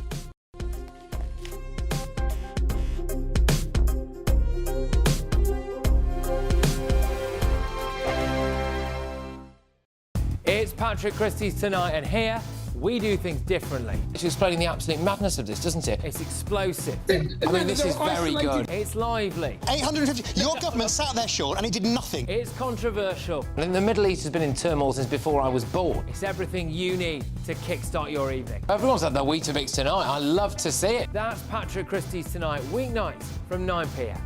Only on GB News, the People's Channel, Britain's news channel. GB News Breakfast, every day from 6 a.m. I'm Absolutely. so happy. Did you watch it then? Did you enjoy it? I was a nervous wreck. Yeah. Honestly, why did it come down to the crunch like that? Because it's England. You know what? No matter whether it's the women or the men, it still keeps you on the edge of your seat. But they've got this resilience. The thing is that we've never seen with the men before. I suppose it's changed a little bit, but it really is that. I don't want to use any cliches, but that's my job. That's my job. Never say die attitude. And it was terrific. Do you know, though, for how long, out of the 3 knockout games that England played after the group stage, for how long they were actually ahead? Go on. Don't worry, I'll tell you. 4 minutes and 52 seconds across 3 entire games was the amount of time they were actually ahead. Doesn't matter. Doesn't make any difference. No. Yeah. They came back and they won it. It was brilliant. Would it have been better? Oh God, I was going to say. Are you looking at you? No, but in terms of if we'd had a stronger game, if we'd been really punching in this rather than it going right down to the wire. No, I don't think so. No. I don't think it really. I honestly don't think it matters. It's just about who wins, and when you've got a trophy. Which is up for grabs there, and also for the second time that the Lionesses have done it.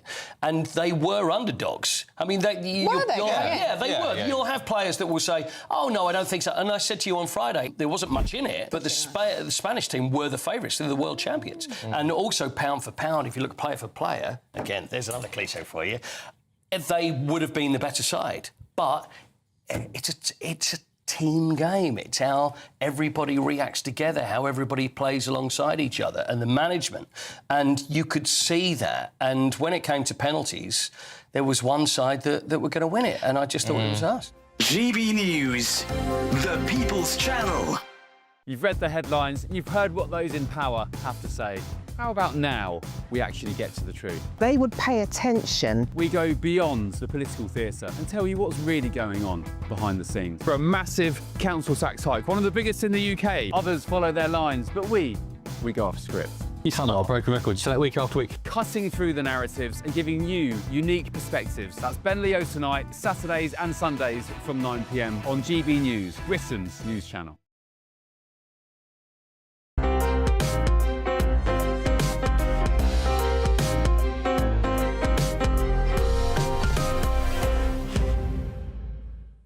Welcome back to Sunday with Michael Portillo.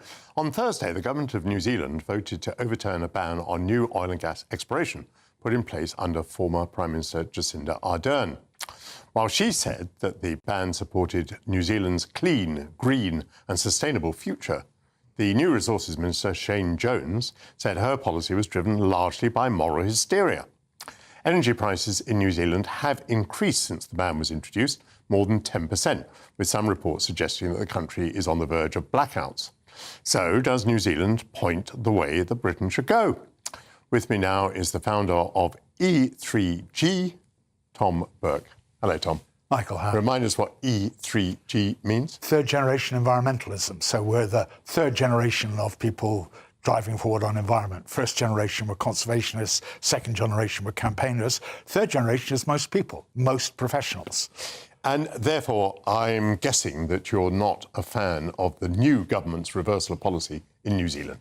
I think it's pointing the way back. So if that was supposed to be a signpost for the future, it's misdirected.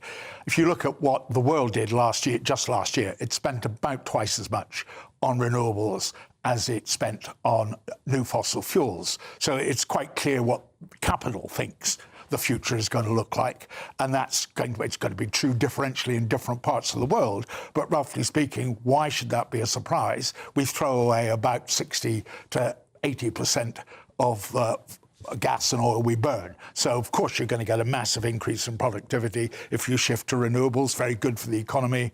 Question is, how do you do it best and fastest? Yes, but there is a period during which the renewals cannot be put in place fast enough to meet all of our energy needs.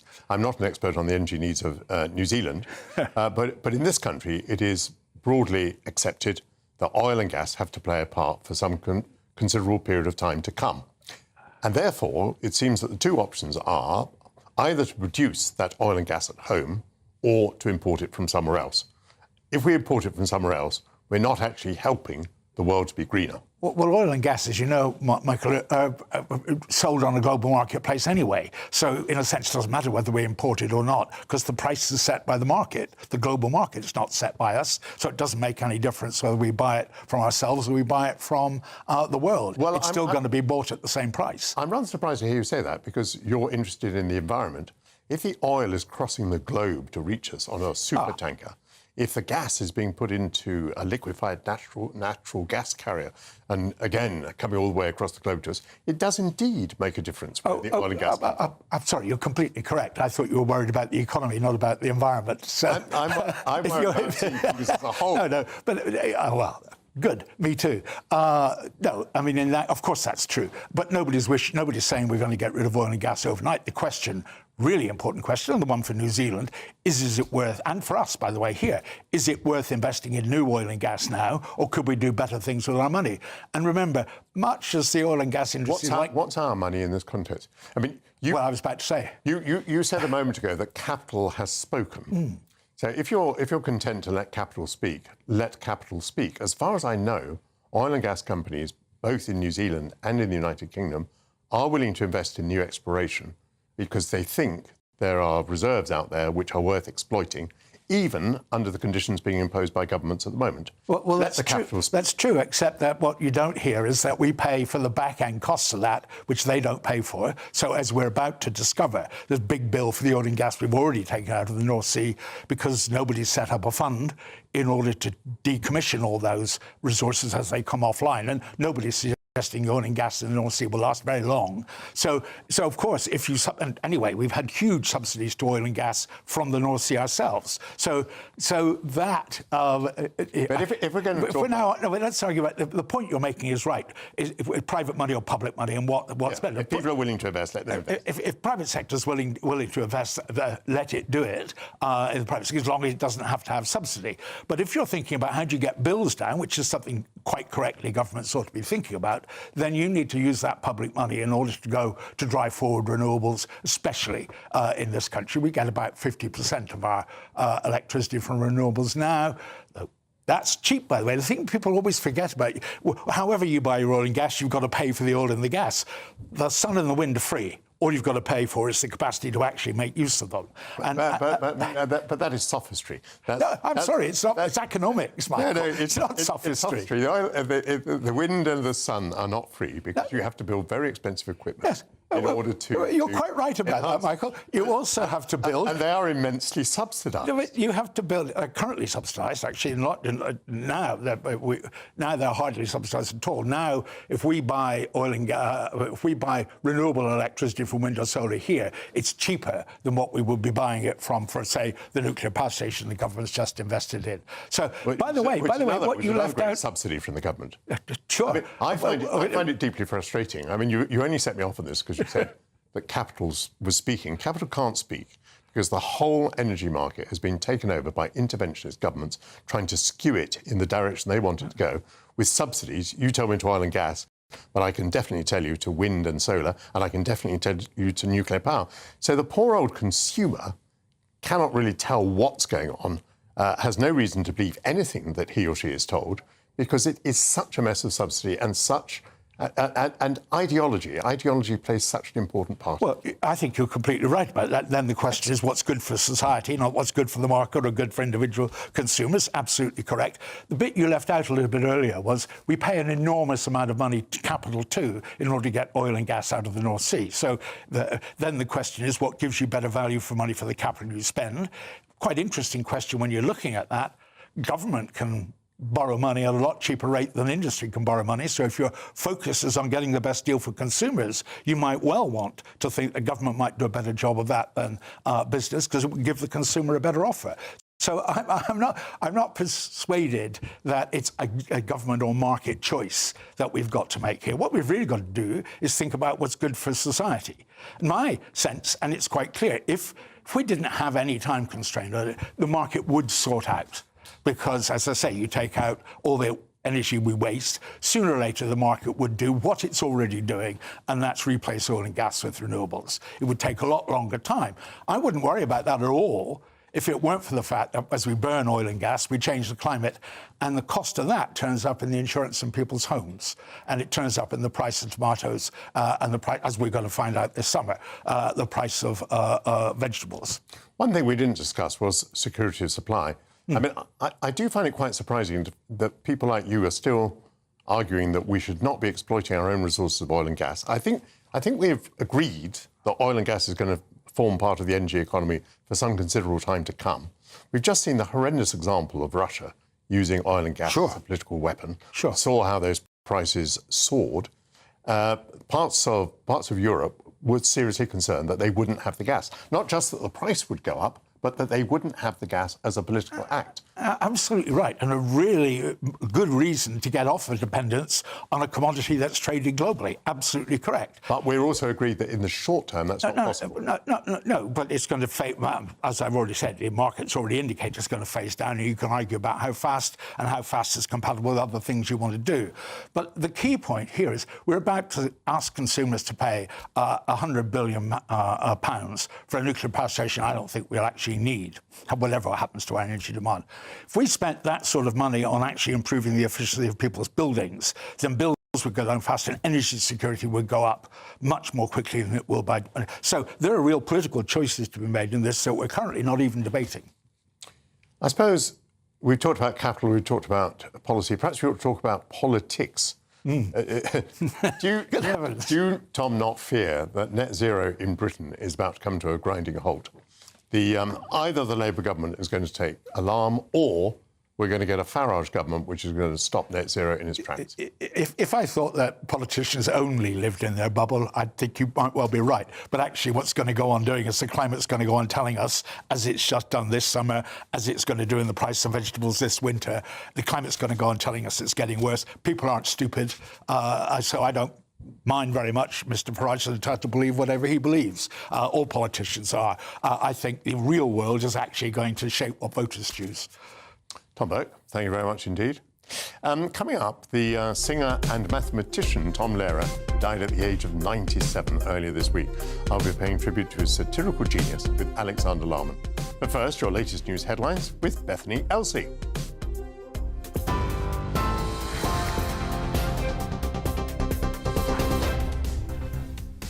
Good afternoon. The headlines from the GB newsroom. Anyone who advertises small boat crossings or fake passports on social media could face up to 5 years in prison under government plans to tackle illegal immigration. Up to 300 children could be evacuated from Gaza and brought to the UK for treatment on the NHS. Ukraine's military have struck several targets in Russia, including a major oil refinery and military airfield. The BBC has launched an investigation into alleged cocaine use by 2 stars of Strictly Come Dancing. And parts of the UK should brace for strong winds and stormy weather in the coming days as the Met Office issue amber weather warnings for Storm Floris. Those are the headlines, more at the top of the hour. For the very latest GB News direct to your smartphone, sign up to News Alerts by scanning the QR code or go to gbnews.com/alerts.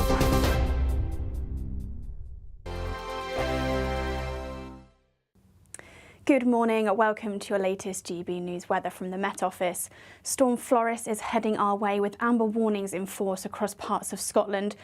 It's situated out towards the west of the UK at the moment, bringing its way eastwards over the UK as we head into the start of the new week. Before we get there, though, we do see a very brief ridge of high pressure across the UK through the rest of Sunday. We have got a weather front situated out towards the south and east at the moment. That continues to slowly sink its way southwards through the rest of Sunday afternoon with fairly clear skies, plenty of sunny spells developing as we go through much of the afternoon across the northern half of the country. 1 or 2 isolated showers just feeding into the north, but feeling pleasant where you do catch that sunshine, highs into the low or mid-20s, feeling a little more humid across the south and east if you're stuck underneath that cloud and rain. So a bit of a cloudy and perhaps damp end to the day across the very far south and east. Some sunny spells developing across northern parts of southwest England, parts of Wales, northern parts of England, seeing some late sunshine to end the day on Sunday. That sunshine perhaps a little hazier across parts of Northern Ireland, and we'll continue to see 1 or 2 of those isolated showers just feeding into western and northern parts of Scotland through Sunday evening. Then looking ahead to Sunday night, any of that rain eventually clears away with clear skies developing for most of us. However, all eyes out towards the west as we see Storm Floris arriving, bringing some outbreaks of really quite heavy rain across parts of Northern Ireland and into western Scotland, and those winds really picking up too. Staying a little bit drier across the south, albeit a cloudy night for most of the country, temperatures quite widely staying in the mid-teens, so quite a humid night across the board. So a very wet and windy start to Monday morning across the northern half of the country. Yellow and amber wind warnings are in force across parts of Scotland. We could see gusts reaching up to 80, potentially even a little higher across western parts of Scotland. That rain continues to sweep across almost all areas through the afternoon. Pleasantly warm in the sunshine again, but much more unpleasant further north under that strong winds. Good Afternoon Britain isn't just about us. The wonderful thing about this programme is it's about everyone watching. It's an interactive programme. Well, there absolutely is something to see here, and we're going to be talking about it more. Whether it's breaking royal news, please bring us up to date, or indeed a particularly punchy speech in the House of Commons. Very, very curious. We bring it to you live, and then we bring you live reaction as well. That's Good Afternoon Britain, weekdays from midday. Only on GB News, the People's Channel, Britain's news channel. Mornings don't have to be tiresome, especially if you have the right company. Wake up to news as it happens, opinion and debate, and of course, a little bit of entertainment too. Because when the kettle's on, we're on. That's Breakfast on GB News, a show worth waking up for. Every morning from 6 a.m. Only on the People's Channel, Britain's news channel. We'll spread the news, you spread the word. Yes, we did it. Thank you for making us Britain's #1 news channel. We couldn't have done it without you. Absolutely not. It is down to each and every single one of you who chooses to watch us, to listen to us, and to be a part of what we're trying to do. Thank you. This is just the beginning. Britain's #1 news channel.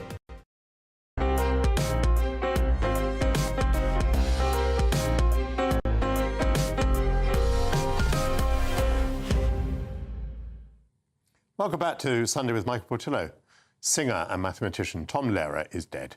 He's remembered for his comedic songs such as Poisoning Pigeons in the Park and I Got It From Agnes. Lehrer was best known for his satire blending academic intellect with dark humour to have fun on topics such as politics and war. Let's have a listen. All the world seems in tune on a spring afternoon when we're poisoning pigeons in the park. Every Sunday you'll see my sweetheart and me as we poison the pigeons in the park. When they see us coming, the birdies all try and hide, but they still go for peanuts when coated with a cyanide. With me now is writer Alexander Larman. Welcome, Alexander. You're mourning this death. I find it difficult to describe to people the 1950s and 1960s. We were immensely restricted in all sorts of ways. We were hemmed in by convention in the way that we dressed and the way that we thought. And yet, someone like Tom Lehrer had a freedom which I think artists simply don't enjoy today. How do you explain this paradox? Well, good afternoon, Michael. I think what it was with Tom Lehrer was that he was incredibly good at smuggling these very subversive and quite shocking ideas under this, I think, facade of being this Harvard mathematician. Because, I mean, just that clip you just showed, he's saying something which is really very, very dark indeed. He's saying it with such charm, such a twinkle, that it's very seductive. And I mean, what he was so good at, more so than anybody else of his era or possibly since, was taking ideas which were very heavy ideas. We're talking about racism, we're talking about the end of the world, we're talking about the Vatican Council, and presenting them in this way was very accessible and very funny. And initially they appear to be, you know, a bit like Flanders and Swan, people like that, sort of quite pleasant music hall-ish songs.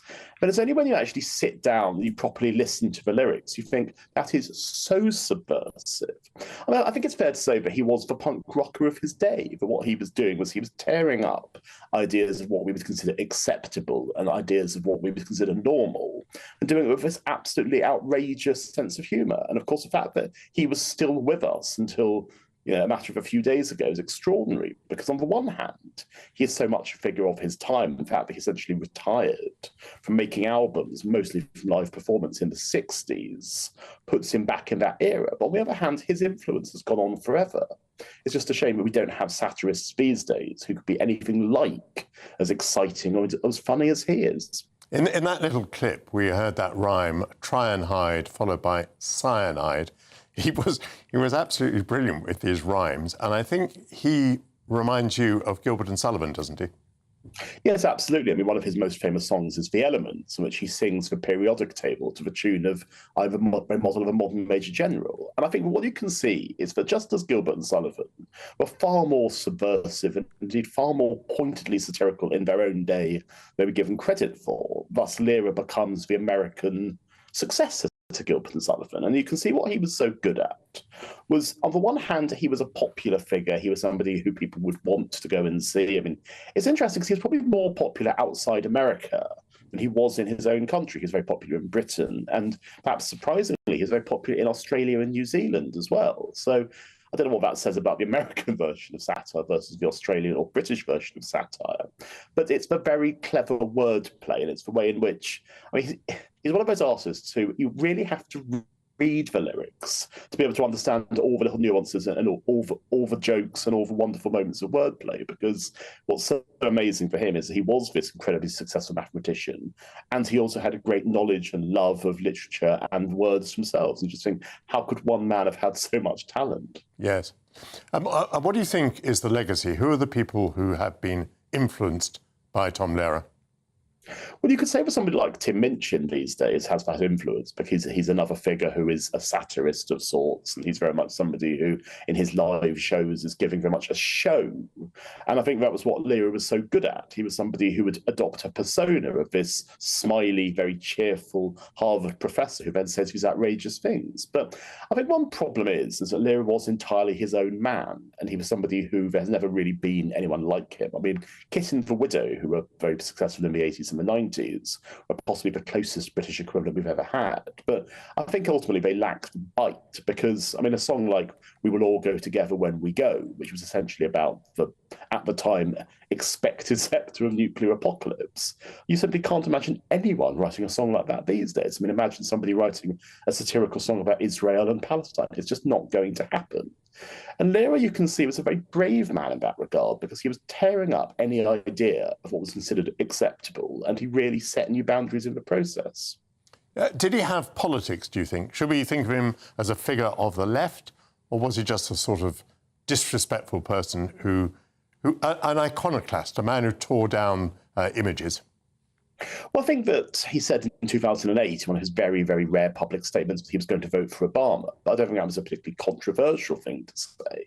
And certainly, if you go back to his work in the 50s and the 60s, he was somebody who was, as you say, an iconoclast. But of course, bear in mind that he said that he stopped recording satirical songs when Henry Kissinger won the Nobel Peace Prize.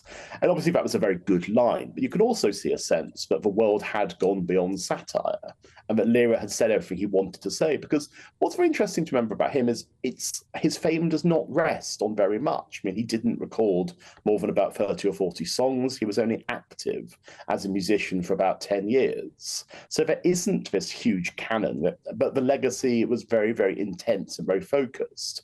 And in a sense, isn't it better to have done this stuff when you really cared about it, you were really good at it, than to be flogging a dead horse for decades afterwards? I mean, for those who don't know Tom Lehrer, I would thoroughly recommend it. I mean, I'm a person on the right of politics, but I think satire, I think disrespect, I think giving a biff to people in authority, even making fun of horrible situations, is all rather good for us. Yes, I mean, I'd say that he was political with a small p rather than political with a big P, because if you are of the right, you can get just as much out of Lehrer as you can of the left, because he wrote a mixture of songs like Poisoning Pigeons in the Park, which I would say are a bit like Roald Dahl's short stories, but in musical form. They have that kind of witty grotesquerie to them. But then there's also the political stuff, and ultimately, I mean, I don't think anyone, whatever their political persuasion, would think the nuclear war was a good thing. So I think we could all laugh at Lehrer, but there's often that element that, as it were, he pushes things that step further that you're not expecting. And so even if you are laughing, there's that catch. And you start to think to yourself, yeah, I wasn't expecting him to go so hard. I wasn't expecting that dark twist. And I think that's what makes him such a fascinating and brilliant artist. I'm sure we'll be talking about him for decades, hopefully centuries to come. Well, you and I will. Alexander Lahmann, thank you very much indeed. Coming up, there's still plenty of summer ahead. Lily Thomas will give me her best recommendations for cocktails and wine in cans. This is Sunday with Michael Portillo, only on GB News.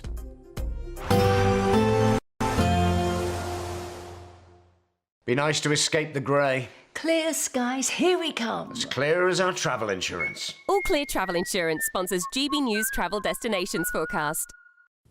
Hello. The heat is building across Portugal and Spain over the next few days. It's not as hot as it has been across the Eastern Med, and here it's a bit more changeable. We have got some fairly intense thundery downpours across parts of Italy and the Balkans, northern parts of Greece too.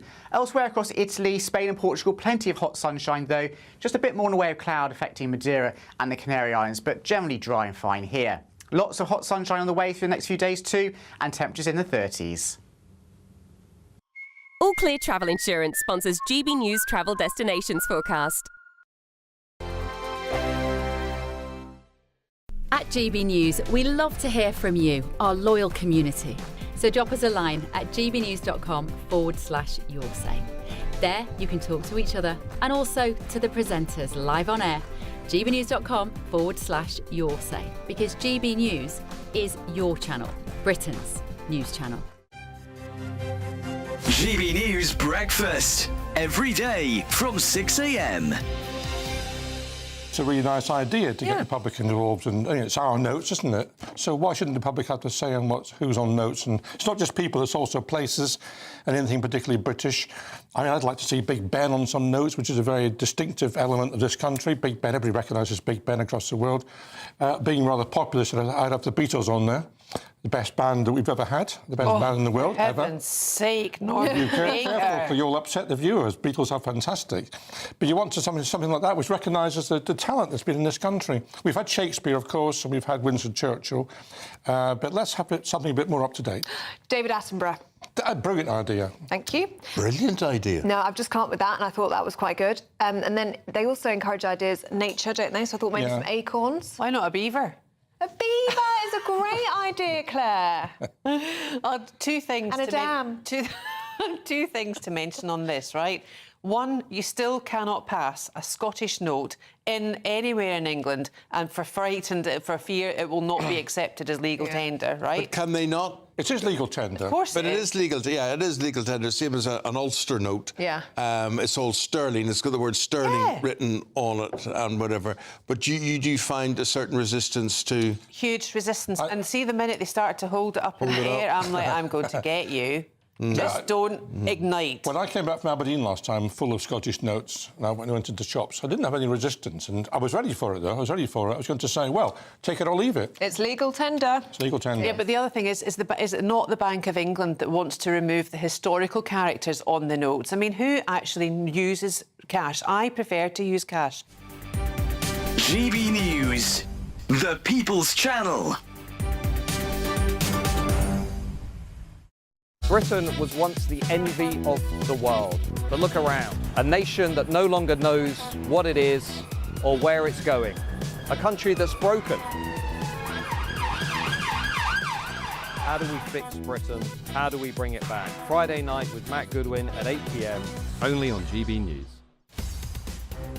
In the GB newsroom, we bring you the news as it happens. With our team of dedicated journalists across the UK, we're ready to keep you up to date with what's happening every half an hour, every single day. Bulletins here on GB News, the People's Channel, Britain's news channel.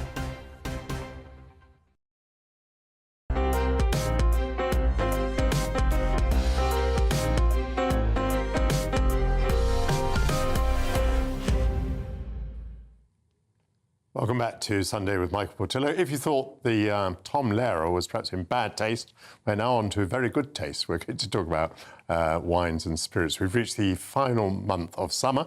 There's plenty of sunshine to come, picnics, outdoor concerts, open-air theatre continue throughout August. And so our drinks consultant, Lily Thomas, joins me to share some of the best wines and cocktails in cans. Yes. Lily, it's lovely to see you. It's lovely to be here. Thank you for having me. The advantages of cans, I suppose, are fairly evident. They're ready mixed. Yep. They're very, very portable. Portable, exactly. They're in nice, small measures. What are the disadvantages of cans? Straight into it. Disadvantages is that wine, I find, there's very few styles that work. You need sort of a lot of sweetness. You don't want anything old. So it's quite young and bright. There is a lot of sweetness just to kind of get away with in the taste. And I think possibly sometimes quality, but I found some nice things that have got a better quality. They're not sort of sweet drinks in cans. Well done you. Are they marketed to the young? No, I think these ones are, I found things that are for people that, want to have something that they're possibly drinking nice drinks at home, and they want something portable, and they want something for an event or something like that, so that possibly a little bit more, brandy's not really a young person's drink, it's a little bit more discerning drink. I noticed these are turning up on trains, by the way. Yes, they are, yes. Yes, whereas they used to, mix your gin and tonic on a train, you now buy it ready-made. Ready to drinks, yeah. And some of them quite nicely decorated. This can here has a sort of lovely Renaissance over-the-top painting, which offers great promise. Now, this is a sparkling wine. It is. I'm taking my life in my hands here. Should be a little, yeah, should be we're safe. Fine.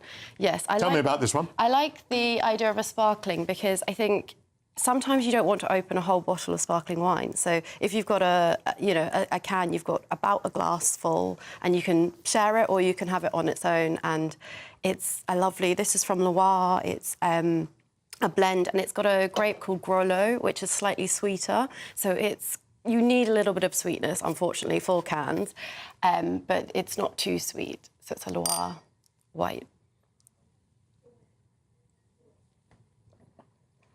It is a little bit sweet for me. I'm missing that acidity. Which Yes, I think there's a bit of acidity, but I think, yes, it's not so dry, but I don't think dry wines taste very nice in cans. And also, yes, you can't age, and you lose some of those quite complex things, so it needs to be quite clean and fresh, I think.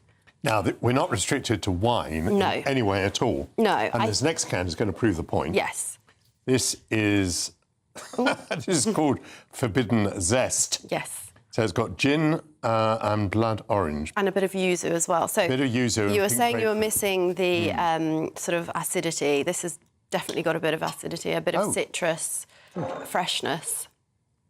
And it's nice colour as well. And a little bit of fizz to it as well. Yep. Thank you. Very good. Let's give this a try. Yep.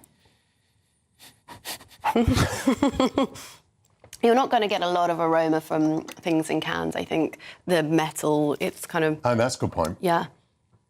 It's more on the sort of taste. And I think... I find that a bit...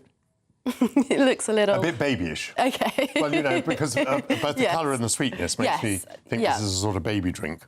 I mean, the ingredients are quite clean. It's quite nice, but it's, yes, it is. I mean, the colour is a little bit sort of scary. The grapefruit is saving it. Yes, I think I think it's quite nice that it's not sort of... I think you get the same flavours. You get a lot of mojitos and margaritas in cans, and I think it's quite nice to move away from something that is, you know, this is gin, so it's kind of like a gin and tonic, but it's a bit more interesting.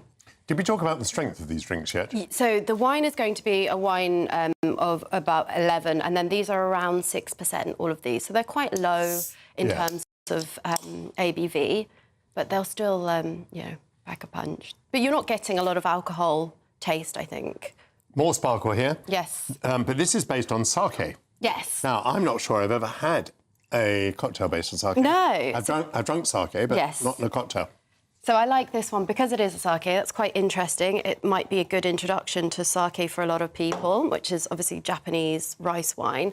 And this has got some lychee, so you're going to get a lot of kind of rose and floral notes. But it's a bit more interesting than, say, a gin and tonic or a whiskey and coke. More interesting than a gin and tonic. OK. Wash your mouth out. A gin and tonic surely is a supreme drink. This is the point that I say I'm not really a gin and tonic drinker, but yes. It's quite... I mean, I think I can smell the sake in there. Yes. Well, but I think it's quite a nice... Sake is quite a nice neutral. There are some nice profile, but it's not gin. You're going to just taste a lot of gin, and with this brandy, the brandy is going to be quite strong. I should say to people at home, you're not meant to drink them at this speed. Absolutely not. No, you're meant to... We've got brandy and ginger. sit and enjoy them. And nice and cold, and hopefully in the sunshine. Thank you. Brandy and ginger. Yes. Which is certainly looking like brandy and ginger. This is actually from a British brandy distillery in North London. So they make brandy, and then this is their mix. They're ready to drink, and this has got sort of nice ginger, a bit of fire, but not too much. I really like this one. I do too. I think that's my #1 so far. I thought you'd like that one. Yeah, no, I'm a bit of a ginger addict. Yes. Oh, OK. So it's like a pre-mixed cocktail, and it's quite robust. It's nice. Thank you very much indeed, Lily. Thank you. Thanks for having me. Thanks to all my guests for joining me today. It's been a real privilege to share your company at home as well. I'll be back at the same time next week. Up next on GB News is Dawn Neeson with The Weekend. Dawn, what's coming up on your show? Thank you for asking, Michael. We have got the government making illegal stuff even more illegal because they think you're stupid. We're going to reveal what Prince Andrew actually really thinks of Meghan, and you won't be surprised, I don't think. And also, we are talking about what What is actually going on that makes this country seem like a rat-infested hellhole to the rest of the country? It's a cracking show. You don't want to miss a single minute of it. I'll be keeping you company for the next couple of hours. Apologies for my croaky voice. I'll be getting some of that alcohol off of Michael to make it better. I'll see you very soon. Here's the weather. Don't go too far.